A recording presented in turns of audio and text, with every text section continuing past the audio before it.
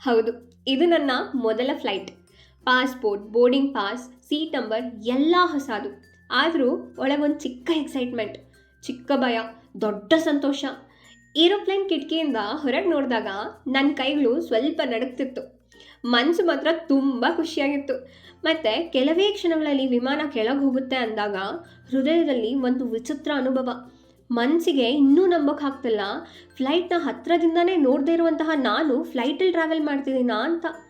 ಆ ಮೊದಲ ಯಾನ ನನಗೆ ಒಂದು ಮಾತು ಹೇಳ್ತು, ನಾವೊಂದು ಬಾರಿ ಆಕಾಶಕ್ಕೆ ಹಾರಿದ್ರೆ ಜೀವನದ ಬಗ್ಗೆ ನಮ್ಮ ದೃಷ್ಟಿ ಇನ್ನೂ ದೊಡ್ಡದಾಗತ್ತೆ ಅಂತ.